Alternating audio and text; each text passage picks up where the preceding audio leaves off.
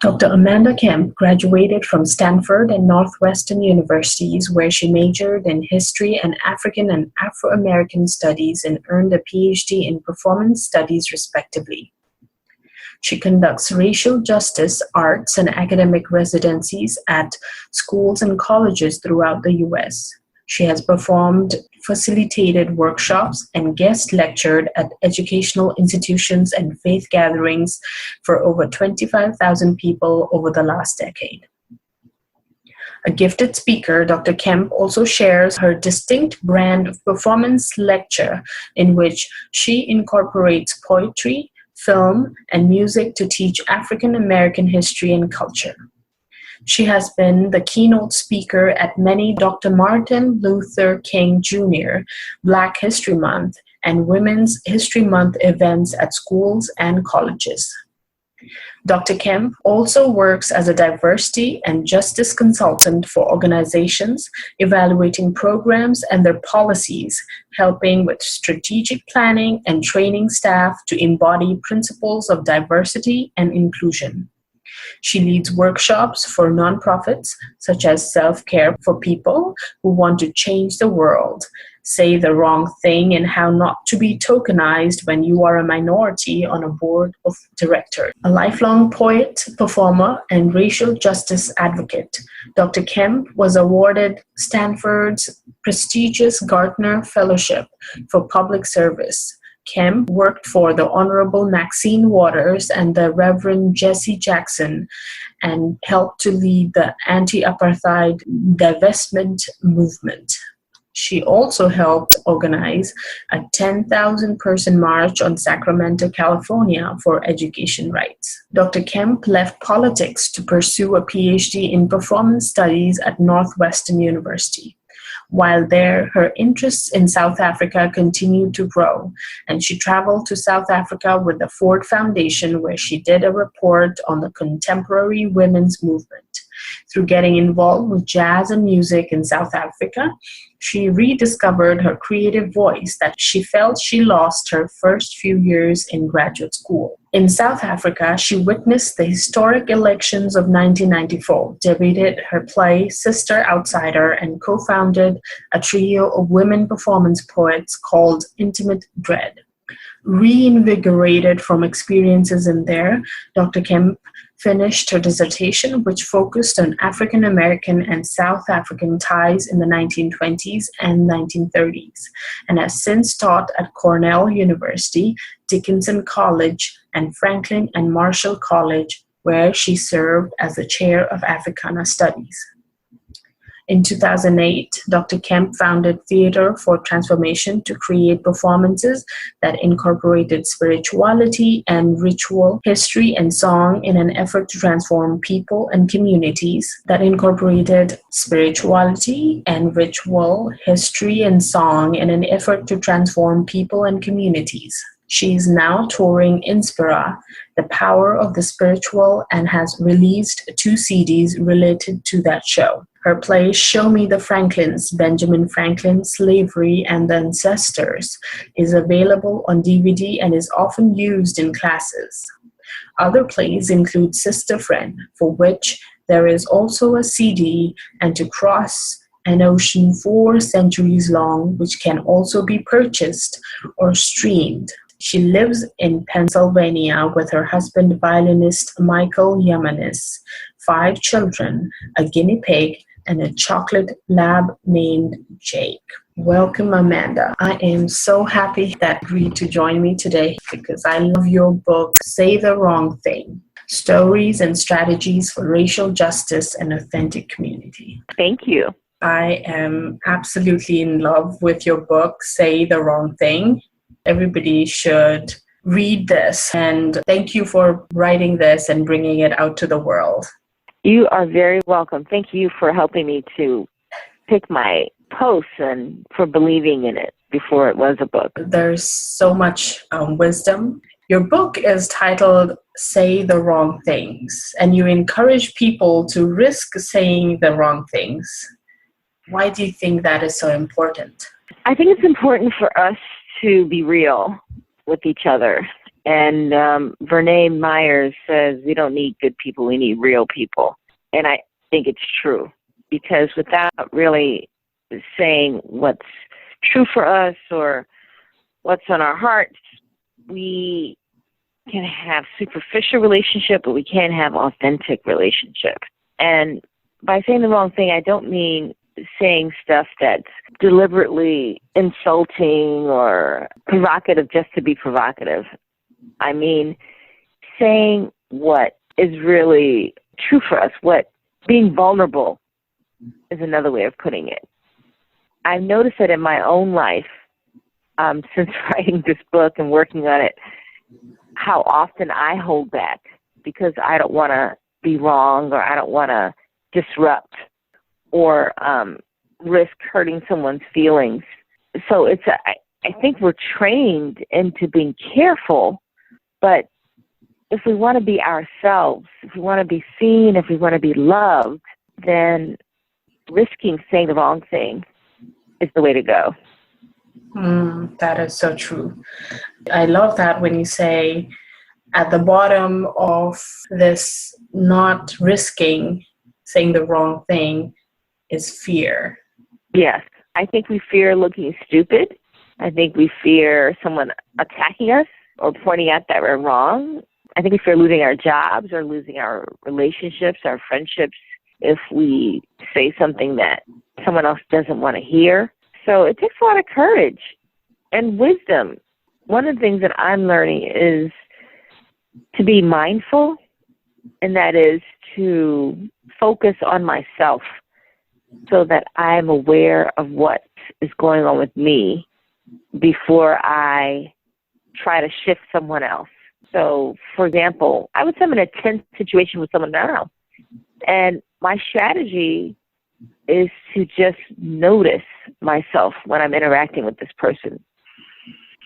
Notice how I'm breathing, notice how I'm, moving in my body, notice when I'm laughing, notice my tone of voice, just to be really present with myself. Because the more present I am with myself, and the more I can tend to myself when I'm in this situation, interacting with this other person, then the more choice I can have as to what do I want to do, rather than just be compelled by a desire to be safe or a desire to strike out. And being present, being mindful is an action. That's not being passive. That's turning on rather than turning off. Ultimately, I think that the best decisions come from when we are secure in ourselves. That is, when we are present for ourselves and make a choice rather than just reacting. So I'll let you know how that goes. That is so true. And this was another powerful thing when I read the book, where you say we have to risk saying the wrong thing because none of us has the entire truth. Yeah. And I would really link it to my spiritual practice and being a Quaker. One of the things that we do when we worship is we're listening for what God has to say for us, and if there's something that the divine wants us to share in community. So there's a carefulness to be listening for a message and not disrupting or inserting that message into the community unless we have a strong sense it's for the community. And often when you're in a Quaker meeting for worship, someone will say something and then sit down, and then someone else will add to it. And then there'll be another message. And the point is that we're all speaking up to the point where the light guides us. And when we don't have more clarity or light, then we stop speaking and trust that the community will pick up and add to it if there's something that needs to be added to. So when we're in relationship with other people and we say something, we are saying what we can see from our perspective, from the limitations of our viewpoint. So it may be 90% or 50% of what's true, but it's necessarily imperfect. It's because we ourselves are imperfect and we ourselves can't see 360 degrees because we're part of whatever it is that we're noticing. So having someone else bring in their perspective allows us to piece it together. And I think the other thing about acknowledging the partiality of our truth, about risking saying the wrong thing, is that it keeps us humble. Because when we keep it in our heads, like a running commentary of what's wrong with this person or what's wrong with this situation, and we don't share it, we get to be right and self-righteous because we're not challenged. But when we say it out loud to another person who can affect it, we risk being, incorrect. We risk maybe not knowing all the facts, or we risk being not heard as we would like to be. So I just feel like it's a more responsible way to be in the world. True. So that's where I'm coming from, that partial truth. We need each other's truth. That's the other thing, is that we need each other's truth. And if you notice that the book is like the strategies, I have 5 strategies. So the strategy isn't just blurt out anything that comes up for you.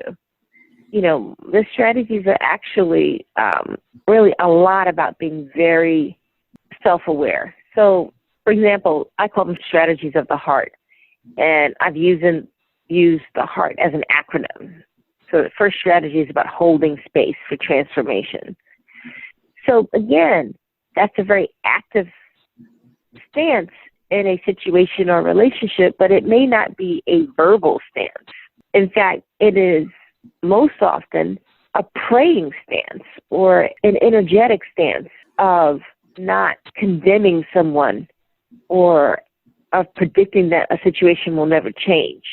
But holding space is like being in a state of unconditional acceptance for whatever it is that we're going through, with as much lovingness as we can muster. And, I would say for me is asking the divine if there's anything that I am called to do. But holding space in itself is a thing to do. It is something to do. Yes. Thank you for that. And I saw that you called your strategies of the heart, and heart as the acronym, and it just personifies what this book is about. There's a chapter in the book where you say, we are here for all of us. And you say, we are here for all of us, even those who have hurt you, you are fearful of, or those who intend to hurt you. Yeah. How do you make space in your heart to hold a space for people and be there for all of them, all of us? Well, it starts with you. It starts with me. So if I am feeling overwhelmed by my hurt, by my anger, frustration, at the other person or the situation. For example, the person I always think of is Donald Trump, because there's so much that he says and that he represents that I find harmful. So, when I say we are here for all of us, I ask myself, well, how am I here for him? Someone who's super powerful already and who I feel isn't doing something for the good of us all, but for a very narrow sector of people. And who on top of that is actively hurting other people, not just not doing good, but actively promoting suffering for other people. So when I go with that, then, he represents the limits of what I'm willing to hold. So my first task is not to hold Donald Trump. My first task is to be with myself in my anguish or my sadness or my anger regarding what he stands for. So by being with myself, I mean really paying attention to what's going on with me regarding that person, the movement that he represents, and just accepting that I feel really angry and I feel really scared. Just accepting that, not pretending that that's not how I feel. A first stop is accepting what's happening in this body, in this consciousness over here. And the next step is in a kind of meditative space or a prayerful space, just allowing myself to gently include someone or something that I'm really fearful of in a circle of light. So for me, it's an image of like all the people of the world in a circle. And he's just one of the people. And just allowing him to be one of the people in there. No bigger, no smaller. And letting go. So I don't believe in forcing forgiveness. I don't believe in you should forgive. But Alicia Keys' song, We Are Here for All of Us, really inspired me that the way out of separation and suffering really is connection and acceptance. And honestly, there's the person who we despise or we fear, that person is within us as well as outside of us. So I have all the things that are President Donald Trump are in me. So the whole thing about we are here for all of us, I'm here for all of myself too. Doesn't mean that I want to lead with the part of myself that's fearful and hateful, but it's there, and alienating myself from it or declaring it, war on it, is not going to remove it. Yeah, and you say we have to allow ourselves to be uncomfortable. And you yourself practice these strategies imperfectly. So trying to hold space for another person, even when at this time you don't have a space, you cannot make that space. But just being aware of that is the first step. Yeah, definitely. Being aware and withholding judgment as often as possible. Withholding condemnation as often as, whether it's condemning yourself or condemning someone else, as often as possible. And honestly, Zudiksha, these practices take community. They take affirmation and reinforcement outside of ourselves. So the book is an opportunity to be in a conversation in community with me, with my ancestors who helped me to write the book, and implicitly in community with other people who are also reading the book and pausing and breathing and thinking about, how they can do this themselves. I also recommend, I haven't set this up yet, but in July, I'm planning to have an online conversation with people who've purchased the book, just sort of like a book club opportunity, just to have a collective space to talk about it and maybe what we're experiencing in the course of reading the book and practicing those strategies of the heart. Because I need community. Yeah, I can sense it already. That is going to be one powerful community. Thank you. There's a chapter in the book that you call Lean In. It starts with a question. How do you respond to somebody who says something like, this country is so focused on racism that we're forgetting about everybody else? Part of saying the wrong thing is also being able to listen and respond to the wrong thing that's being said. How do we do it? That is a great question. In the strategies of the heart, the R in heart stands for reflect. So when someone is speaking, when I'm interacting with someone, I'm of course listening to whatever it is they're saying or the data that I'm picking up from their body, language, and their words. But the R in heart strategy is to reflect, and that really is to also pick up on what is happening inside me at this moment. So when that person said something along the lines of people are playing the race card and I'm being left behind, or, why do people have to make a big deal about race? If we just stop looking at race, we'll get over it, etc. I have to notice what is going on and not have to. I have the opportunity to check in on myself. How am I reacting here? Am I being triggered by this comment?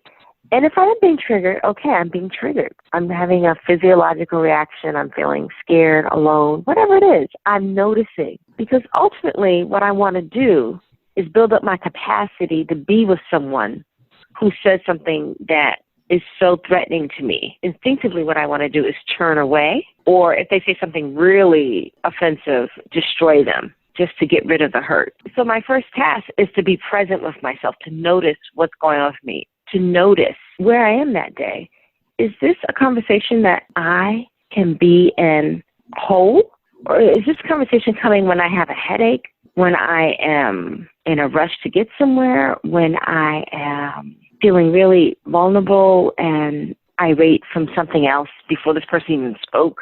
What is my capacity for being in this conversation? And then once I have a sense of my capacity, I can choose, okay, I want to lean in with this person, or I need to lean out because I'm going to be looking to condemn them because I'm so frustrated or tired right now. That's all I have is something negative. And once I've done my little check and I have some capacity, then I can lean in. I'll tell you specifically, I had there's a colleague or a coworker who said something to me, and I could tell from the way he said it was regarding race and a blog post I had written, or the title of a workshop or something. I could tell that he and I came from really different perspectives. This is a white man who had been in the military. And, his experience in the military was that the military proved to him that everybody bleeds red. And so what we need to do is to stop acknowledging differences and just focus on the fact that we're all red on the inside. And there's something commendable about that. And this is experience, and the point at which, he said this to me, I wasn't willing to lean in. And leaning in isn't just staying in a conversation to show someone that they're wrong. Leaning in is leaning in to hear with an ear toward where is my common value with this person? What are we sharing? What is the person speaking from? Not just what are the words, but what is the person speaking from? So I wasn't willing at that time to lean in. But I noticed after I had been in a mindfulness workshop, consecutive weeks for a couple weeks, I just noticed how it was affecting it was expanding my capacity to be present with myself and with other people. So I noticed that the gentleman was there at my co-working space one day, and I said, hey, you had said you wanted to talk to me about this issue. Would now be good for you? And he said, sure. And so we started to talk a bit, and I just listened to him. And I said, well, I hear what you're saying. And here's a film that I watched. It's a TED Talk. And it was called Color Brave. And I said, he makes the case that it's important for us to be color brave rather than color blind. So you might want to check it out. And he said, great, tell me the name of it again. And I gave him the name of it again. And then we talked about, I gave him that resource after hearing his experience and affirming his experience of having a really good friend in the military. They've been through all this stuff together, who was Black, and about his sense of loss. Everyone kept in touch. I just really listened in a deep way for the common value, even though we had different narratives about the United States. And that's where we ended in. So my intention there was clearly not to destroy or make him wrong, but to connect with him and to then offer this other resource. And whether he takes me up on that resource, it's obviously that's his choice. But now when I see him in my space, I'm not thinking, oh, that's the one who I don't want to talk to. Oh, there's so-and-so. And I have nothing left, doing the best you can. And yeah, that's it. That is true. Now I'd like to go to a specific portion of your book. It's a heart-touching letter from your son. And for a parent, a mother, it would be heartbreaking to hear that your child is internalizing the messages of discrimination. And he describes how the message is changing him and that he's going into survival mode. And as hard as it is to hear that from your child, how do you respond? What do you do? Thank you. for asking that question. When I first read that email from my son where he told me how he was feeling, I cried. And I was in a public space. I was at work, and I cried. You know, actually, I wept. There's a certain way that you cry from sadness, and it's like you're weeping, you know? And so I wept. And simultaneously, I was grateful to him for sharing how the messages about young Black men are affecting him, how the verdict where George Zimmerman was found not guilty of killing Trayvon Martin had affected him, how the killings by the police of unarmed Black young men had affected him, so that he felt he was prey, that he wasn't as valuable to our society as his white classmates.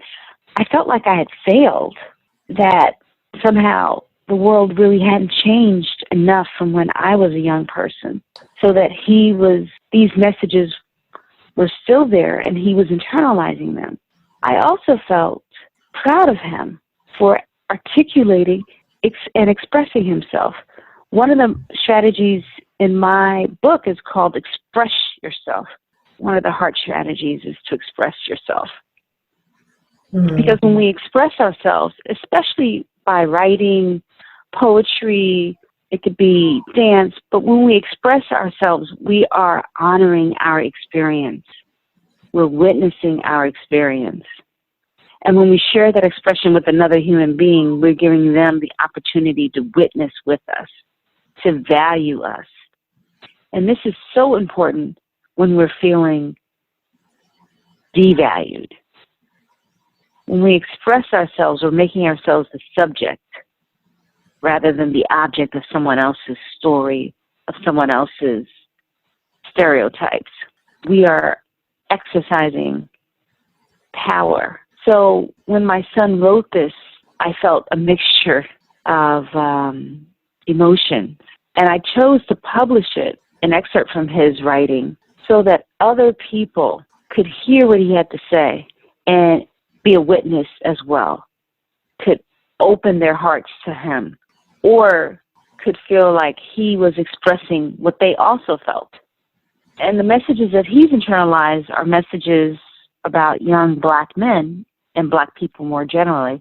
But there are negative stereotypes, societal messages about Muslims, about Asian Americans, about women as a group, about people who grew up in poverty. And we're always internalizing these messages.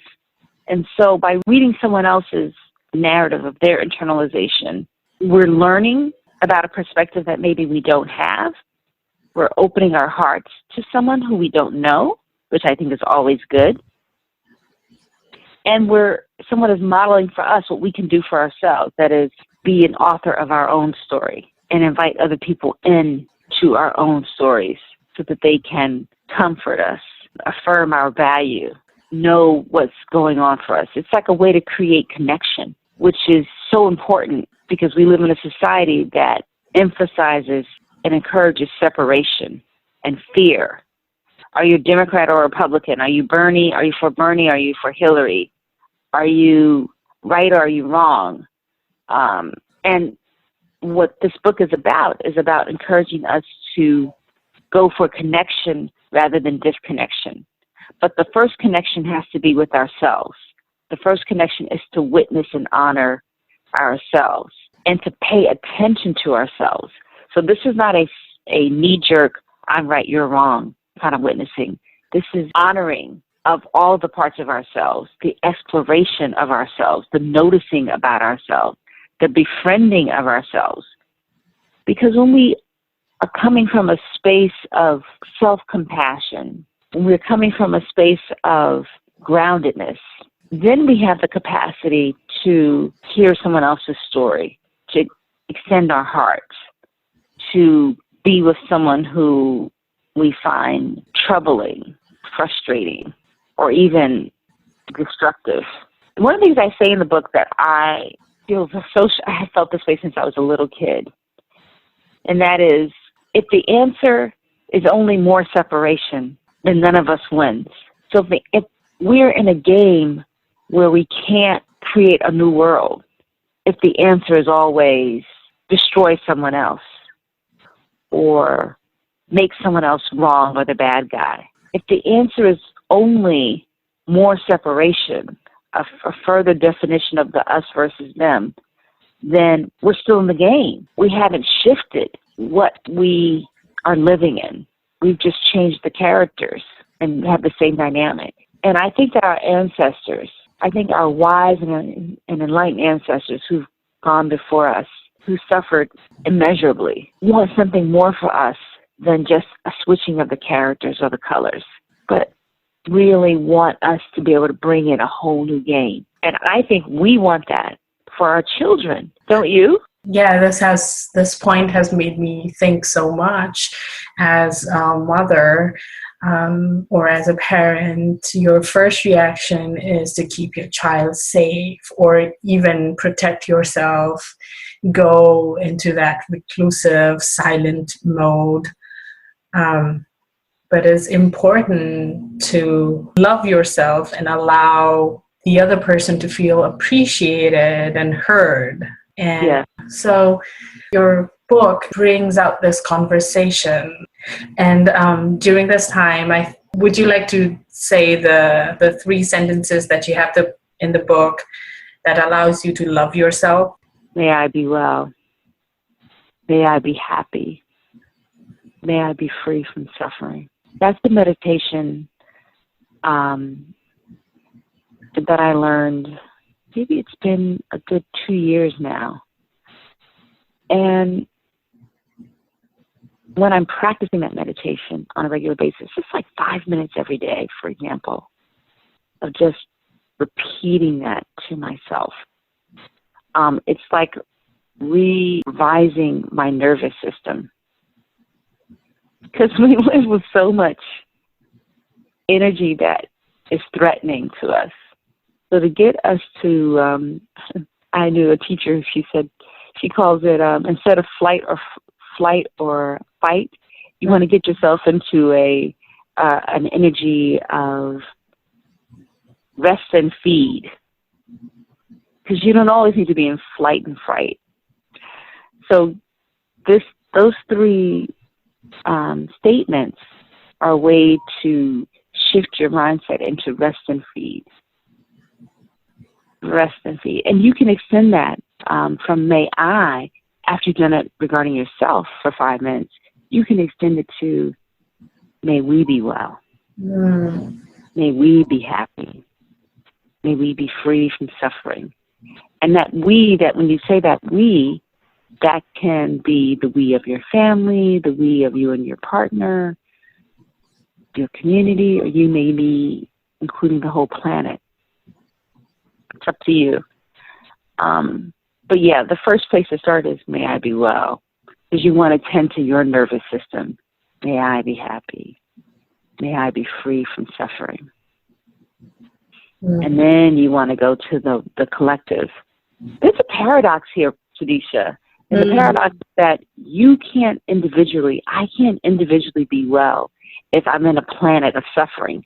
Because the way that we have been built is that I am impacted by you.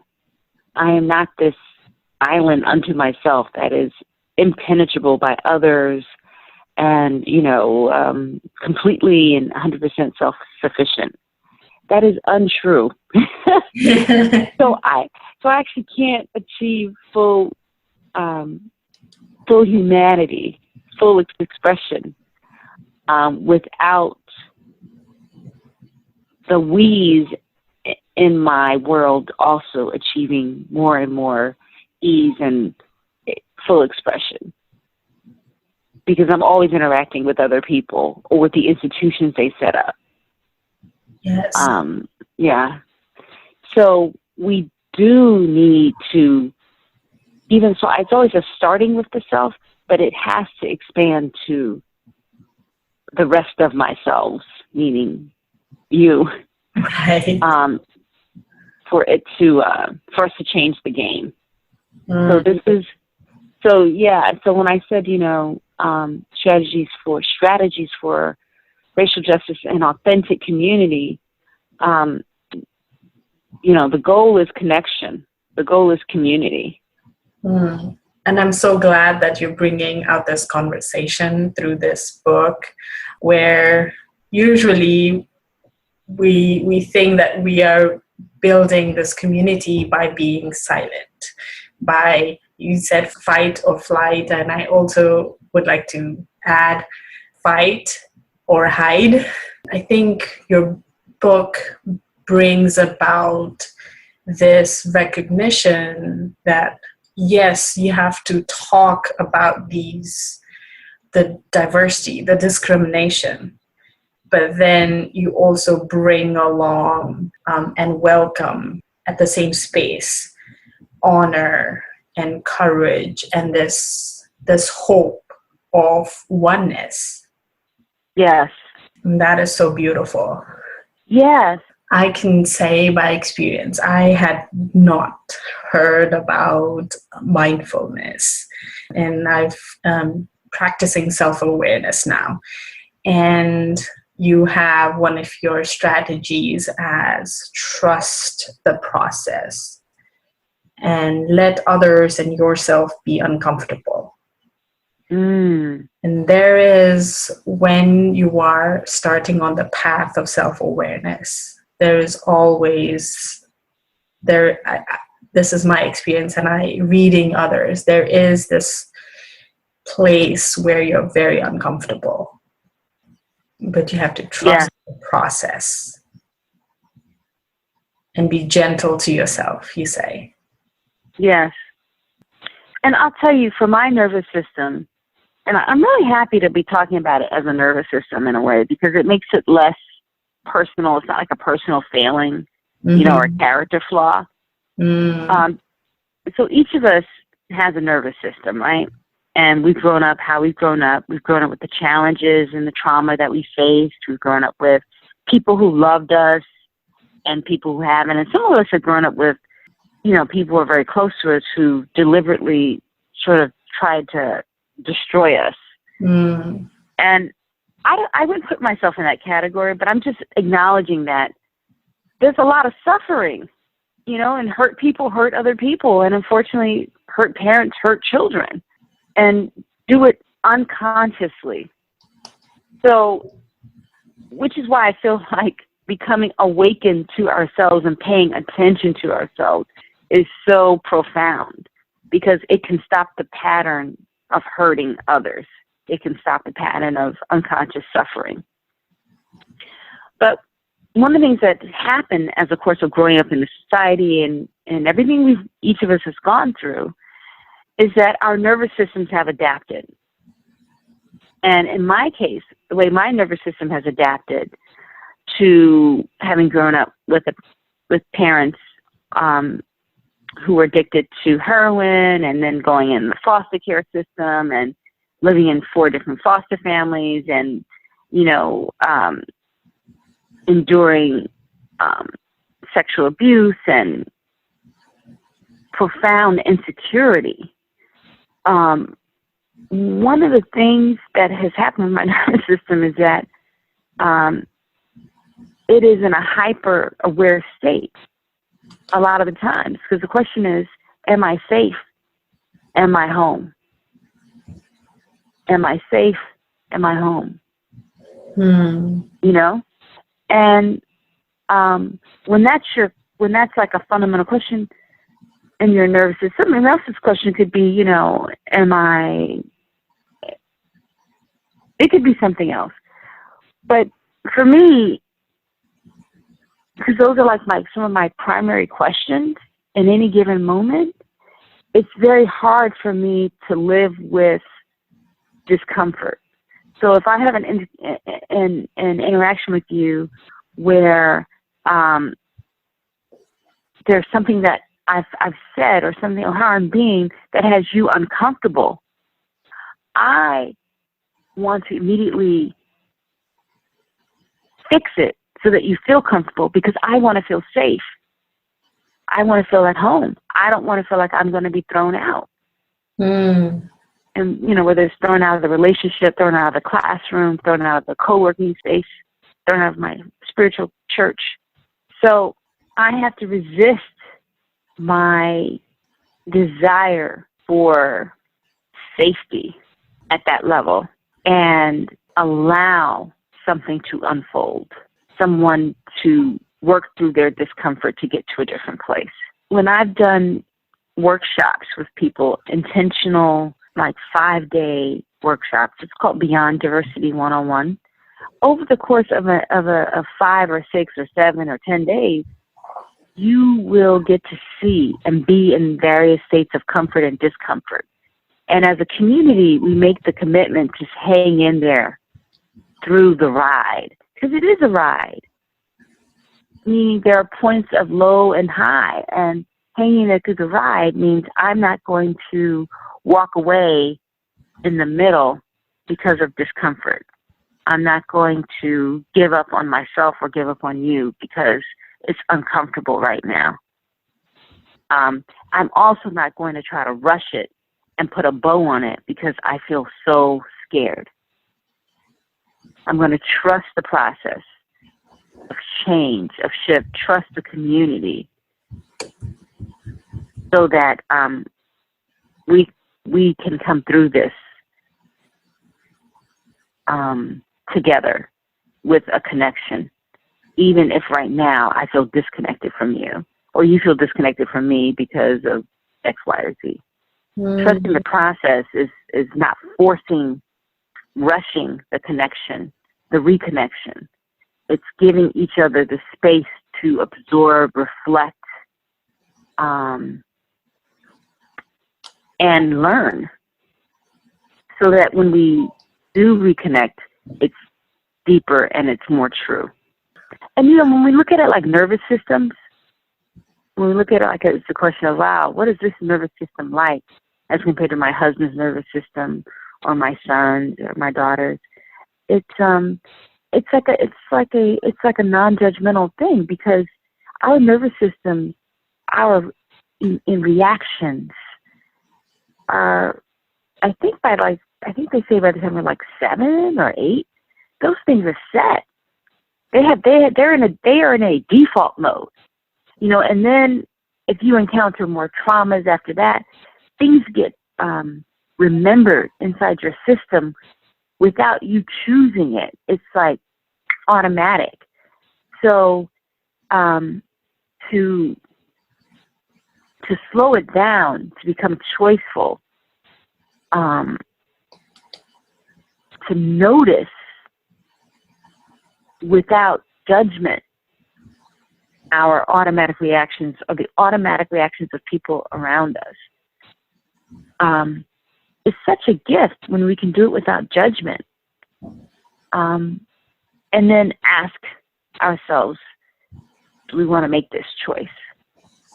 Or even give ourselves a pause. Say, okay, I'm not going to choose right now because, wow, I just got triggered. So I need to, get my system in a state of peace, because that's where I want to act from. Sometimes you're in an immediate situation and, a car is coming, and are you going to wait until you feel peaceful to move? Your automatic reaction is going to save your life. But that's not all the time. And, we get trust in the process is that we get to reflect on something. Maybe it happened yesterday or last night or 10 minutes ago. And we did what we did in the moment. And the heart strategy is to reflect. And just to be with ourselves. And from the point of reflection and self-acceptance, look for, well, what is there an action for me to take here? Because that's the other part of the strategy, is to act with intention. That is powerful. Yes. Thank you for that. Thank you. I appreciate this time together. And I want to shift gears here for just a little bit, and go to the end of the book where you get to know more about you. Dr. Kemp, pursued a PhD in performance studies at Northwestern University. And while there, her interest in South Africa continued to grow, and she traveled to South Africa with the Ford Foundation, where she did a report on the contemporary women's movement. Through getting involved with jazz and music in South Africa, she rediscovered her creative voice that she felt she lost the first few years in graduate school. I turned to that because I sense that there is another type of discomfort. It's a discomfort among the students. And I also had to rediscover my creative voice. And so this is more to do with the transformation that's needed, or the conversation that's needed in the education system. Mm. Perhaps it's got to do with the expectation of graduate school. Could you tell me a little about why you think you lost that creative voice while you were in graduate school, the early part? That's a great question. I remember at a certain point in graduate school coming up with titles for my papers and thinking, I can't even come up with a great title. Something has happened to me. And it was soon after that that I did that internship with the Ford Foundation in South Africa and decided to stay a year. I found that the pace and the assumptions undergirding my graduate program, and I think it's safe to say many graduate programs, was that if you didn't know the core sources, the core theories that were important to that program, you couldn't engage in the conversation. That conversation, I had to adapt myself and my concerns to that conversation and those theorists and those professors who were excited by those theorists and conversations. So in learning to speak that language and immersing myself in those authors and authorities, I disconnected from what was profoundly moving for me. And creativity comes from connection. For me, I'm at my most creative when I am writing in my own voice through my interaction with ideas and my environment. And when I am producing work under conditions like where there's extreme time limitation and I've got to incorporate certain authorities for me to be heard, then I am not coming from a space of learning and discovery and sharing. Then I'm coming from the space of jumping through this hoop to get to the next hoop. And that has almost never been enough of a motivation to get me through a long-term commitment. That commitment has to come from inside of me, and in the process, connect with some part of me that needs expression and that has something wise to say or to ask about, and then to choose who I want to help me illuminate my questions. And, what's of deep concern to me. I think, earning a PhD from a prestigious institution is a good thing. And it's been a valuable commodity in this society. But because of the way in which our education is structured, it doesn't feel as close to me as when something is conferred upon you by, let's say, an elder, when you have been initiated into something because you have mastered a body of knowledge and of practices and of service. And so now we, as this community, give you this honorific. We call you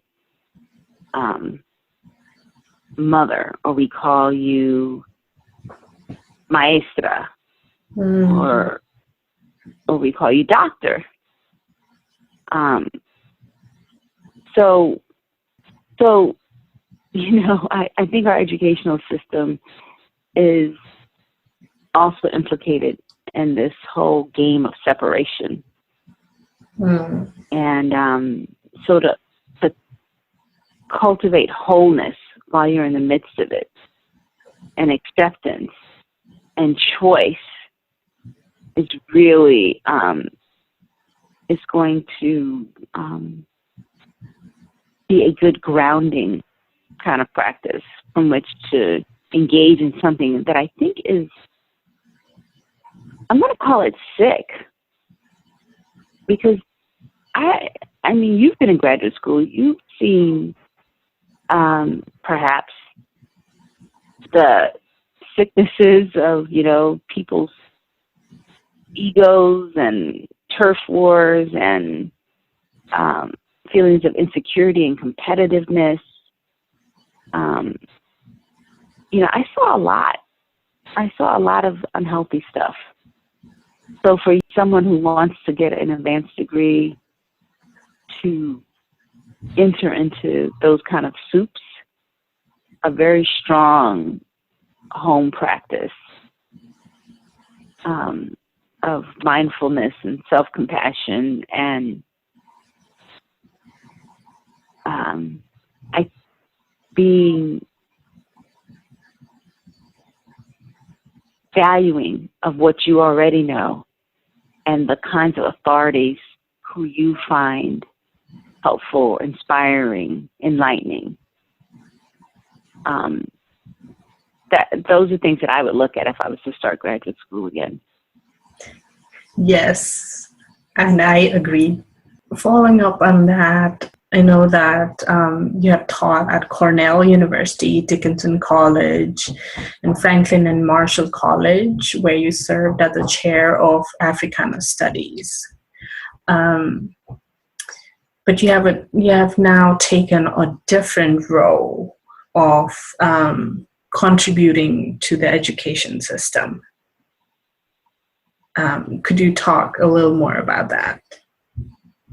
Sure. I really appreciate that you notice that what I'm doing is a different role in the education system rather than having left education altogether. I have been I think some people are kind of born teachers, honestly. Like, we have inside us this thing that we learn something, we go, oh, I can't wait to teach that. Here I am. I still have that reaction to things. I'm still saying, that is so awesome. Oh my gosh. How can I share this with someone else? This is my first time self-publishing a nonfiction book, and it has been an incredible learning process. I'm still trying to get my book out in print. Mm. I've had lots of frustrations. And I'm already thinking, I want to do a workshop on women writing and publishing. Yeah. Why? Because when I've learned something, I immediately want to pass it on to someone else so that they can do it. There's so many people who have knowledge, wisdom, experience, and for whom a book seems like way too much effort, time, etc. So, or just don't, because no one close to them has ever written a book, it just seems not in the realm of the possible. So yes, I am choosing to educate through informal means now. That means outside of the formal education structure. Although I make a living as an artist and as a public intellectual who does residencies at colleges and schools. So I'm still in educational institutions, but I'm not in them as a tenured professor or as a adjunct who's there, all the time. I more come in and out. And I actually have to say I like that role a lot. But I taught in the academy for a good 10 years, maybe a little bit more, at the schools that you mentioned, and a few more. Mm-hmm. And And I'll say that whether you decide to stay in the academy, if you are someone who currently teaches or is currently a professor or a PhD or not, it doesn't mean that teaching stops. It just means that you may have a harder row to hoe, because the structure for being an educator outside of the system is much more entrepreneurial. So you've got to create it, a path, rather than, you know, having it all set out for you, one stone leading to the next stone, to the next stone. So, and I think that must be why so many people stay in academia, even though they're clearly unhappy and are suffering. But they stay because they can't see a way to create an alternative outside of the current system. But it is not for the faint of heart, because you have to be very creative and hardy in the face of unknowns, and like such as, you know, how much money am I going to make in the next 2 months, 3 months, 6 months down the line?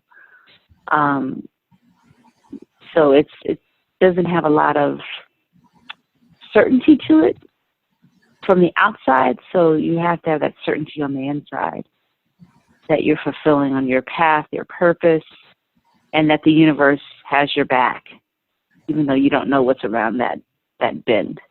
And again, I think that takes community. I think, you know, just like systems survive or sustain themselves by constant reinforcement and repetition of half-truths and lies and, you know, partial truths, we need to sustain ourselves by repetition of the truth as we know it, by the valuing of each other, by reading each other's books and interviewing each other and referring to each other's books in our own publications. You know, we need to value each other, those of us who are playing the game of connection and oneness. Yes. Thank you for that message. You're welcome. This has been such a wonderful experience of me talking to you and you sharing your insights. And I know that you want to start a conversation through this book, and you are on your mission to heal the planet. What are your parting words, and how can the listeners get your book? Well, let me answer the second question first. You can get the book through www.dramandakemp.com. And Dr. Amanda Kemp is spelled dramandakemp.com. And or if you forget, you can just look it up on Amazon or Lulu for that matter. I guess what I'd like to leave, what I do leave your listeners with, is this: you are enough. You're great. Comfort yourself. Take a breath. This is a very tough planet we're on, and this is a tough context in which to be patient and compassionate. So every time that you do that towards yourself or to another living being, I thank you. You're making it easier for the rest of us. And so it is.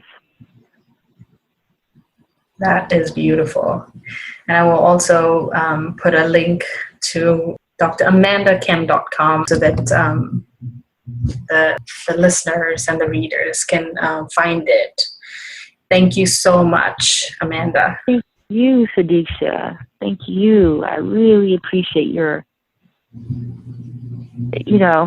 amplifying my voice and believing in this book before it was a book. And helping me pass all these glitches and stopping points. I just really appreciate you. Thank you. Oh, it's been a very learning experience and an honor for me. Thank you.